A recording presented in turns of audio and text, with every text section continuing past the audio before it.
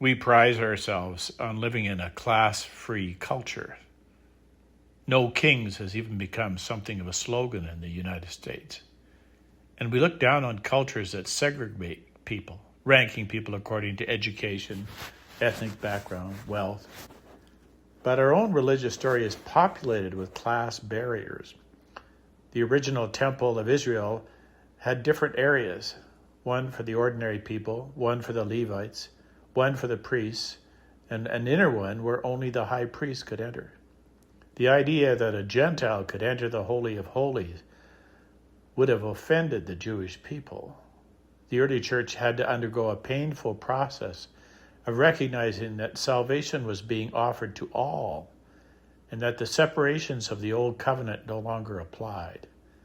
This opening to all seemed to many to be something that went against the instructions of the old world.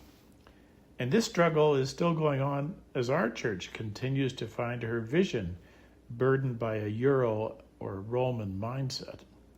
We might look down on this history, but if we're honest, we also rank people we meet. We've all identified someone as beneath us in status.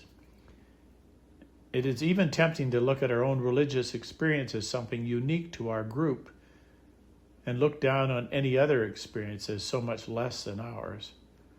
Or how often do we assume that we alone know what God would do in a given situation? We know, Lord, what you need to do in the church or in the culture.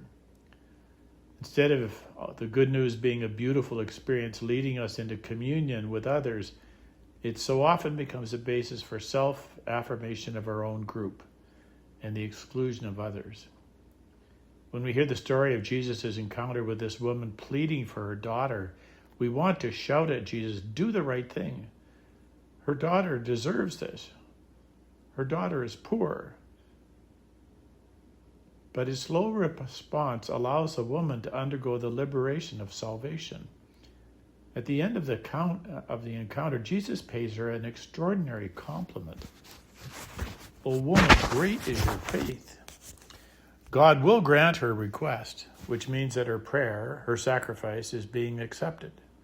How does this pagan come to deserve such a compliment? The key is her humility, her complete recognition that she is nothing, that she does not outrank anyone. All she knows is she needs nourishment from the table of the Lord. She says, you have the true bread. You have what I need, what I am not entitled to in any way. I do not pretend to be a daughter of yours. I just ask to be nourished. Her response provides the key to progress in the spiritual life. It is all about making ourselves poor. The first Jewish Christians had to make themselves poor and do something that was very difficult for the Jewish people, acknowledge they had no special claim on salvation. By contrast, this pagan woman was able to do it, and Jesus acknowledged this.